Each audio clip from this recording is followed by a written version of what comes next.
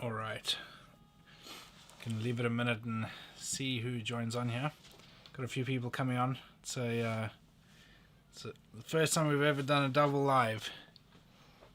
How are you? Good, thanks. Stanley, I like your name. Lots of Y's in that name. Yeah, we're doing good. Going to be looking at a couple of things here to do with lithium iron phosphate batteries tonight. It's the first time that we've done a double live like this, so my dad is over in Northern Ireland and drove the van over last night, took the ferry over and got here this morning. So we've been catching up and going through stuff. It's the first time we've been in the same place for nearly 6 months now.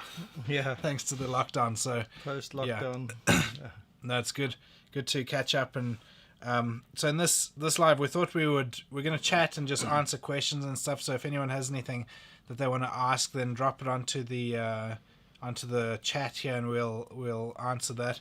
But while we're going, we're just going to be building out a battery and taking everyone through how we set up a Daly BMS. So we're going to be setting up the Daly 200 amp BMS.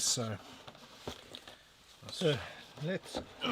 One of the reasons we're doing this is because on the forums there are quite a lot of negative threads with issues that people have, and the vast majority of those are related to user error one way or another. So we thought we'd go through unboxing this right from scratch and actually put together the bank of cells that'll form our 12-volt battery, and then take you through setting up the BMS. So this, you have various options when you buy these things, but we are assuming that you have bought, in this case, the 200 amp Smart BMS with a Bluetooth dongle. So let's look at what's in here. And they much of a muchness in terms of what they have on them and stuff. I mean, there's slightly different in terms of the layout and how big they are. And we've actually got a 100 amp BMS here, which we can show just as comparison. So that's the kind of size difference between the two. So this one here is the 100 amp, and then that's the 200 amp. But I mean, broadly speaking, they have basically the same stuff in them. It's just different capacities, really. There might be a few small differences, but yeah. So this one comes with 2 gauge American wire gauge, rated at 200 degrees centigrade. So it's a pretty thick cable, capable of a very, very high current. So in this case, this BMS is capable of 200 amps. We've never actually tested all 200 amps. We've taken them to a maximum of 160 amps, which is actually a lot of discharge, and they've coped fine. We know of others that have tested these right up to their limit and beyond, and they work really well. So this is the BMS itself. This will go onto the battery negative, and this will go onto the this will go out to your load. If anyone's just jumping on the live there, BMS stands for Battery Management System. So this is what you use to actually build out a battery, a lithium iron phosphate battery, using cells like these behind us here, which we will be showing you guys shortly. We'll be putting this all together. So in the package, what comes from Daly will be 3 cables and 3 things. So the first is, don't know if you can see this clearly, this would be the temperature probe. It's really quite small. Pretty basic. It's just a little temperature probe in the tip of the wire there, and then it's just got a little very simple plug on the end there that goes into the BMS. We'll show you where it goes in a sec. So that's the temperature probe. This is the Bluetooth dongle. There you go. It says it on the tin. And again, pretty basic, just a simple plug. And finally, we get the balance leads. And so these balance leads, what these are for is they connect to all of the, so it goes to one negative terminal, but then the rest go to the positive terminals on your cells. And this is what it uses to keep all of your cells at the same voltage, so at a constant voltage. So we would recommend that you label these. We're not going to do that tonight just to keep the speed up, but normally we'd recommend that you have some sort of machine that you can label them so that you don't get them mixed up, because you do need to put them onto the terminals in the right order. Right, so these come without any lugs. This is exactly how they come from Daly. So it's just straight wire there. So part of what we're going to be doing now is to actually put some connecting lugs on there. So these are the ones that we like to use. They have the built-in heat shrink insulation, so it just makes it much quicker and easier to assemble. Right, so moving this to the side just to get it out of the way, I am going to bring the cells out and talk you through what I do while Nigel puts the lugs on these things. All right. And these putting lugs on these, we've got a video on our YouTube. If anyone's interested in that, then send us a DM. But it's pretty straightforward. Just have a wire stripping tool and then a ratchet crimping tool like that. And you can just watch me do this here. And also, if you want to see that other video, then have a look on our YouTube or just send us a DM and we'll happily send you the link. So I'm placing 4 cells into this enclosure that we've made. This is simple ply, 18mm ply. And I'm placing them with the main negative on the left and the main positive on the right. So you've got to place the batteries alternating. So this is negative, positive, negative, positive.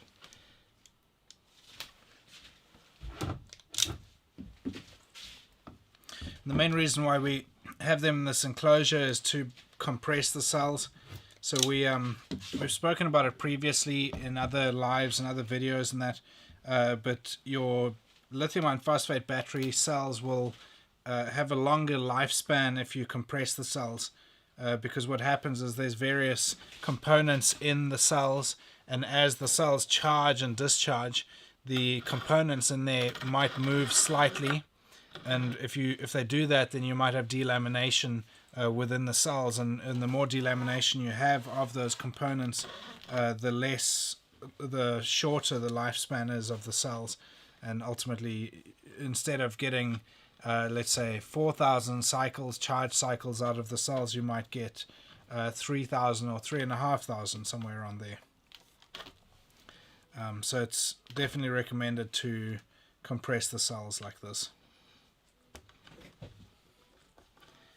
So we just use threaded bar like this. We've just put it, we'll show you on the other side here once my dad's got this one through. Bit of a trying to get these on.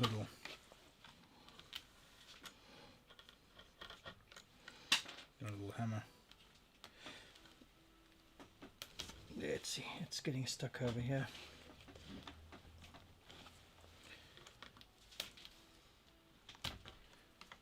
I think it's the heat shrink. Yeah, it's the heat shrink.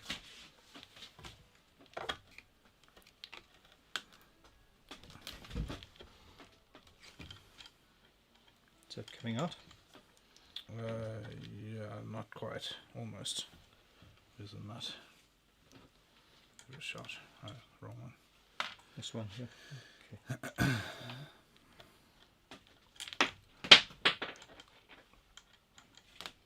Okay. Let's just try. Sorry.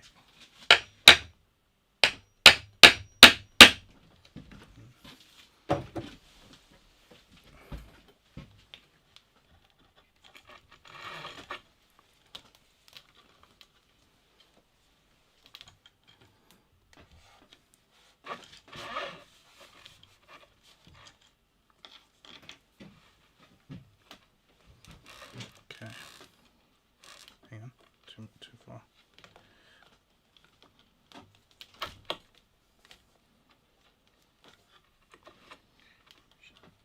Maybe cut a bit off the heat shrink. Cut a centimetre or so off the end.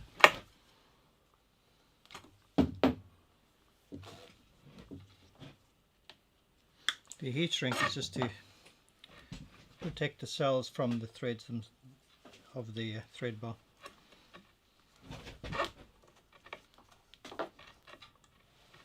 It's bunching up here. I'll just take this off for now. We'll put this on later.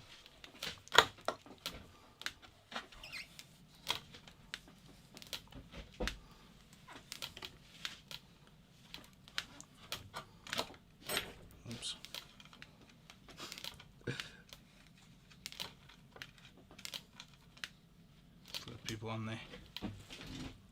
Tools needed to build a battery.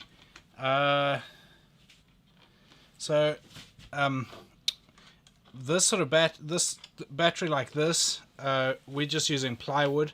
So this is a DIY lithium iron phosphate battery. So we're just using plywood as the sort of case or the housing for the battery.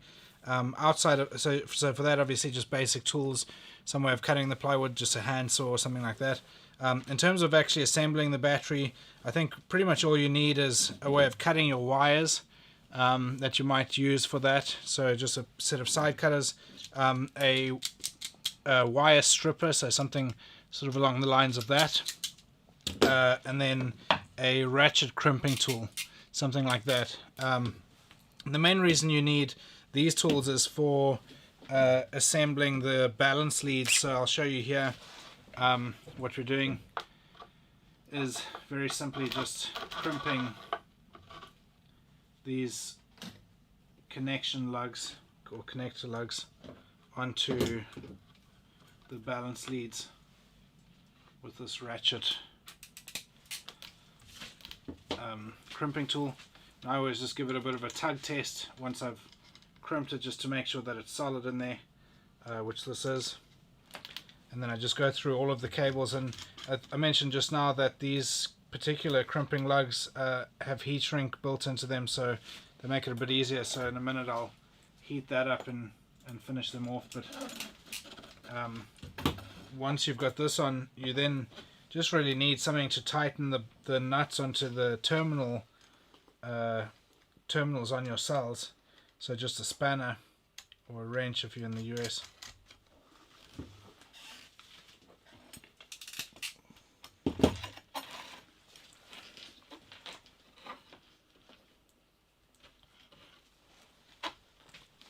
So as you can see here, this is just a very simple plywood case with some thread bar going through to hold the whole thing together, and then we've just situated the cells in between the thread bar there. We just tighten it. You're not tightening it to the point where you want to be changing the shape of these cells or anything like that. You're really just stopping them from being able to flex and move as they charge and discharge. I'm really just taking up the slack on the bolt. That's about it. These cells currently are about 50% state of charge, so they'll have so as we charge them, they'll probably expand slightly and they'll tighten up a little bit, and that's the whole point of having the case there, is to stop that movement. Obviously if you didn't have the case there, then you'd have a lot more movement than we will have with this. So I'm just going to heat these up now and get the heat shrink closing up.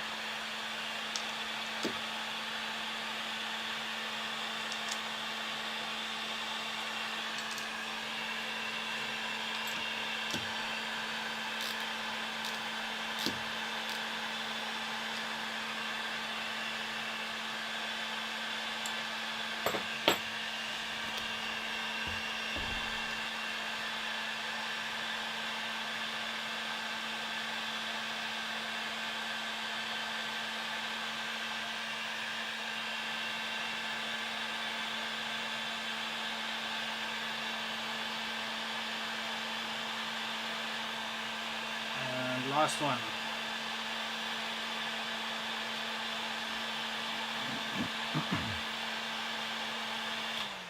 Okay. Just one little point though. I've learned this the hard way. Is sometimes you can melt the insulation on the actual cable. I find that sometimes the heat shrink can withstand a higher heat than the insulation on some of these little wires. So just be mindful of that, so you don't actually melt the insulation on the wires. Right, I'm going to swing this around because we're going to mount the BMS on this side here. Before we get to the actual BMS, we've made up this little cable here with a connector on one end and a micro switch on the other. Do you want to show? Yeah. So So all this is for, so the way that the BMS turns on and off is that you just short two little pins. So I'll just use this 100 amp BMS, but essentially the two pins that are in that little hole there, when you touch them together, that's what turns the BMS on if it's connected to your battery. Otherwise it stays off until you do that. So all this little micro switch does is the plug goes in and connects to that little hole, and when you push the micro switch down, it basically just shorts those two pins that are in that hole in the BMS, and just saves you having to do that manually. So it also means that you can then hide your BMS. So for example, you may want to put it in between these thread bars with another piece of plywood, closing it off, and have the BMS out of sight, hidden in there, nicely secured or something like that. This just allows it to be a little bit easier, a little bit more user friendly, put it that way. Right, so let's get the bus bars on. I remembered I didn't have my specs on. You should always wear specs or some sort of safety glasses, just because if you short the wrong thing, then hot molten metal can be flying around, and little droplets that land in your eyes. So this is the way you'd put the bus bars on. So going from your positive here to your negative, positive, negative, positive, negative. This helps us to form a battery in series. Right. So each of these cells will be somewhere between 2.5 volts and 3.65 volts. That's kind of the threshold of the voltage that it'll take. And so when you put it into series like that, essentially you are creating a 12 volt battery. So if they're hovering around that sort of 3 volt mark, then when you multiply that by 4, obviously you get 12. If they're fully charged at 3.65 volts, then you get 14.4 volts. Is that right? 14.6 volts, somewhere around there. So just mounting the little micro switch. Another nut. One of the big problems we have is that the Daly documentation is not very clear on how to turn it on, and so one of the big things that's raised on the forums is how to turn the BMS on, and people struggle with that, and they want to return them when the BMS apparently doesn't work. All they needed to do was to actually bridge. So on the BMS, the top here is for the temperature probe and the Bluetooth, and on the bottom here there are two pins that need to be shorted or bridged in order to turn it on. And so what we're doing is we have created this cable here, and I'm going to try and stick this thing into there, just so that when we get to the point that we need to bridge it, we can. Just going to use my flat screwdriver from here to push this in properly. Okay, that's in properly. We'll tidy this up later, but for the time being, let's just say, are you going to cable tie it on now? Yeah, we'll just. So this is just a temporary solution using cable ties like this. If we were building this battery, I don't know if these are small enough to go through those. If we were building this battery out long term, we would probably put a board on the side here and then mount it. What we'll do is we'll just leave this loose here for now. One of the things I don't like is that you have a 6mm stud here, and the BMS comes default with an 8mm. But you can take this lug off and put a 6mm lug on. Yeah. But what we find is that if you use a stainless steel washer on here, that we've tested this, as I said, to 160 amps, and it works absolutely fine. Now that is the main negative from the BMS, the B minus line coming from the BMS. Now we will need to connect the first black balance lead. So we're going to take you through all of this. So the first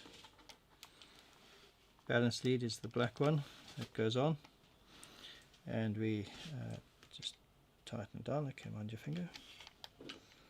So the first black one is on. generally you'd want to get this into something like that, a bit of an S-shaped. So you'll probably want to tighten this thing on exactly right angles like that. While Nigel's getting the right socket to the right torque, let's just get it down a little bit. One of the things I don't like is that the balance leads spin as you tighten it down. They spin out, but there's nothing much that you can do. The next thing you need to do here is you need to take the next red line. Okay, so you've done your first black one. Now the next red one closest to the black. So you're basically putting them on in sequence. So you're starting with the black and then moving down them, and that's how you move down the battery on the positive lines now, so that all of the reds obviously go to positive terminals on the battery. And you just, as my dad said earlier, it's easier if you label the cables if you have the time to, but if you don't label them, then you basically just follow the sequence. So you start with the black on the negative terminal on cell number 1, and then you just then move your way down based on the positioning of the wire in this plug here. So we're taking the next red one, which is the third wire, so one black, one red, and the third wire another red.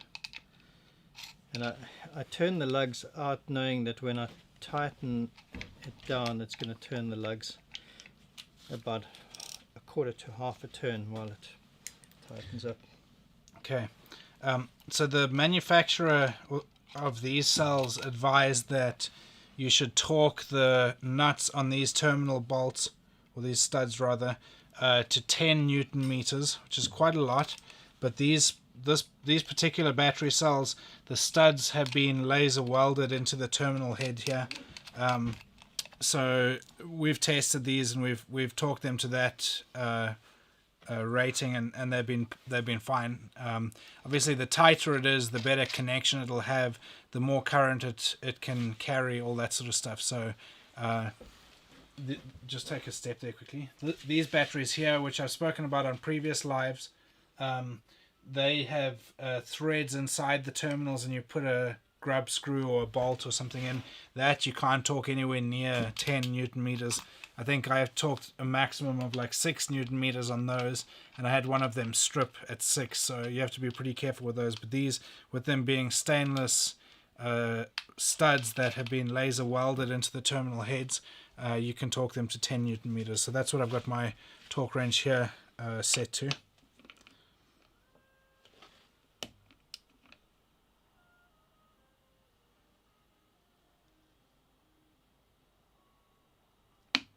Feels like a lot. Yeah, I would change to 8. Be more comfortable on 8, to be frank. 10 is a lot. M6, the manufacturer says 10, but I'm more comfortable with 8.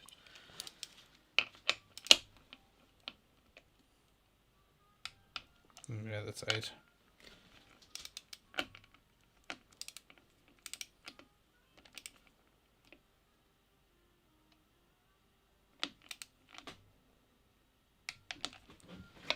Let's go in the sequence.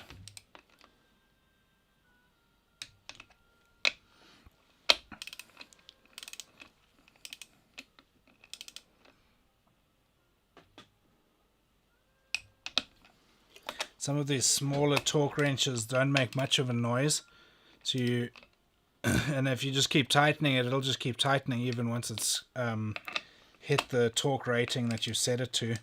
So it's worth just keeping an eye on it and going carefully if you haven't used your torque wrench that much, or if you've just got one for something. The first time I ever used this, I didn't actually even notice the click. Because it is quite subtle. I was used to like a big torque wrench, like you'd put a nut on a car or something. Do that very lightly. It doesn't need to be torqued down properly. So this we just put very lightly, because normally you'd probably place a big red cable on there, a lug, a 6mm lug on here. So we've connected our main battery negative and we've connected, starting with the black and then 4 reds, everything is connected to the battery. Now let's first connect the UART cable. We'll do this loosely for now and tidy it up later. So the UART cable, I use my old Sasami knife to push them in, but you can use a screwdriver or anything. You just have to take care, obviously, not to damage the cables that are in the back of the plug. Yeah. So literally we're just putting the screwdriver just on the edge of the plug just to push it down nicely.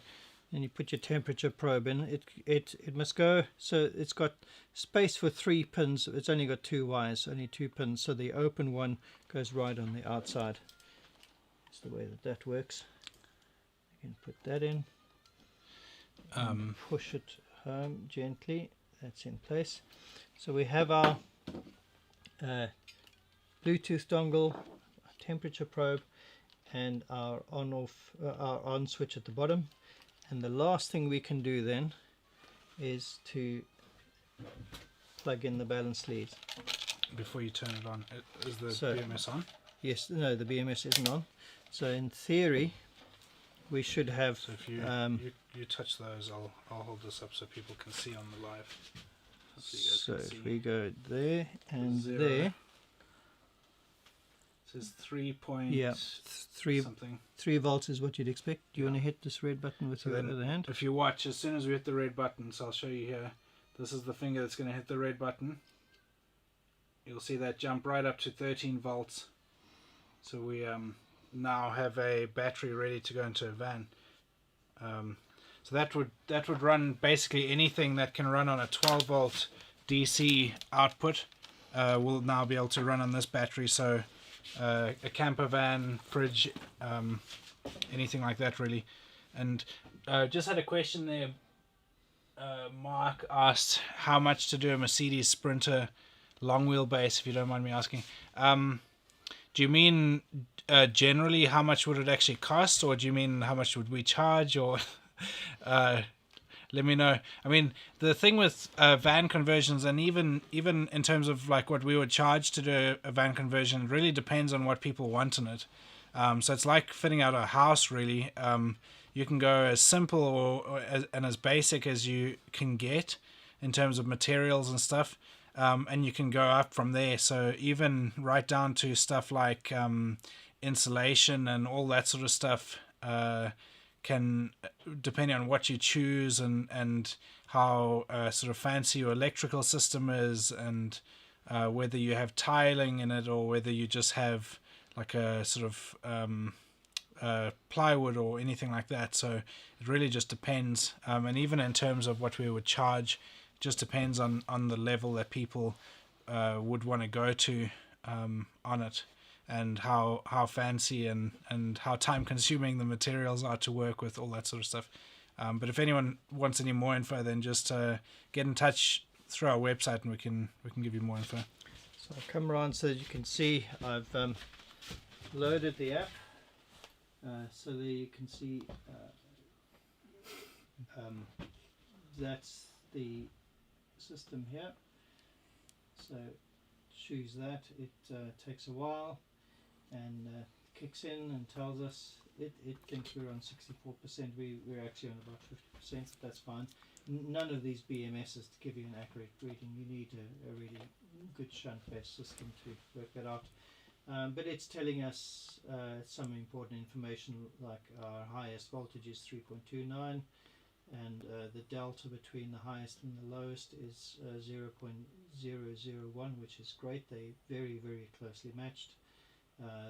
Tells us the temperature, and so the temperature is 13 degrees in here. Hand up a bit. Oops, sorry, I'm busy sagging down. So there's the app. One of the on the app, one of the things you do very, very early on is you change this from 3.75, so that's the high voltage disconnect. We changed to 3.65.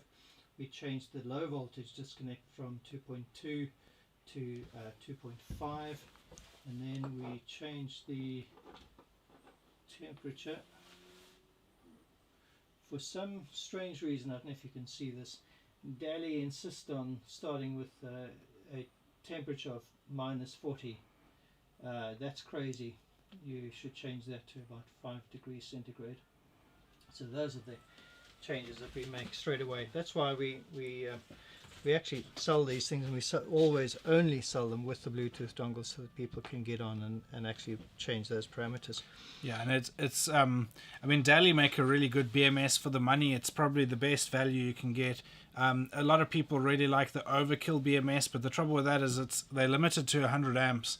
So unless you have a sort of fairly small electrical system in your van or boat or whatever, 100 amps is pretty small. Like you wouldn't be able to run a like coffee machine or a microwave or anything like that. Probably wouldn't even, depends on the induction cooktop, but you would probably struggle to run an induction stove or anything like that in there as well. So we quite like the Daly just because of the capacity it can give, and once you know that you can adjust the parameters within the BMS, it makes it much more attractive. A lot of people, there's a fair degree of negativity around it, mainly because people buy the one that doesn't have the Bluetooth capability and therefore doesn't have the app, and then they get it into their van, and then they can't change the parameters unless you plug it into a computer and all that sort of stuff, which is a bit of a faff.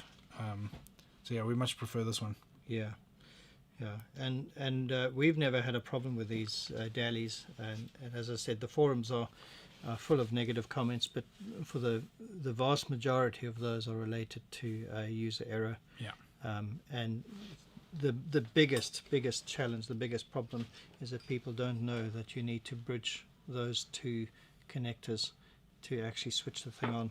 Yeah. There's a misconception that if you simply touch the power negative to the B negative, that it turns it on, and that is how some of them are actually turned on, but we found with these smart BMSs that doesn't actually work. You have to bridge those two connectors that we showed you there. That's why when we've sold these, we provide them with this micro switch and that connector so that people can do that quite easily. Invariably, when you mount this thing like that, to get to those two connectors is really difficult at the bottom, and so that's why we provide that cable so that people can plug it in and get to it easily. And even if it goes to sleep, you can set those parameters, but if it goes to sleep, it's really easy. You just touch that and it switches the BMS back on. Yeah, and I found when it hits the low voltage disconnect, it turns itself off as well. Yeah. So if you don't have that switch, then it can be a bit of a pain to get it turned on, especially if you think of in the setting of, let's say you mount it in your van somewhere, and it's somewhere that's a bit awkward to get to, and you do happen to hit the low voltage disconnect because you had something running in the van when you weren't there or something like that, or even a low temperature disconnect or something like that. Without that switch of just being able to just tap it like that and it turns back on, it would be a bit of a pain to go and try and short and bridge those two pins to turn it back on. So it definitely makes a big difference having that on switch. Yep, and that's it. Yeah. So yeah, thanks everyone, and thanks for the interaction. Thanks for the comments. Like we said, if anyone has any questions on building out a battery like this, or converting vans, or anything like that, or anything in between, then let us know. I've quite enjoyed this. This was our first ever joint live. We've been talking and threatening that we were going to do one of those ones, when you have people on TikTok on the same live, kind of a combined thing. We'll probably do something similar to that at some stage on TikTok, but yeah, this has been a lot of fun.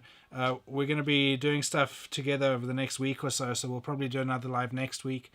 So if anyone has anything that they would like us to cover in that, then go to the latest post on our channel and drop us a comment there if you have any topics you want us to cover in another live while we are together and working on stuff over the next week. But yeah, thanks everyone for tuning in, and we will see you next time in the next workshop live. Cheers. Cheers.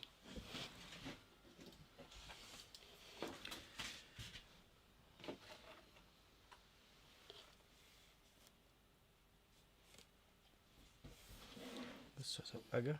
Yeah, that was a faff.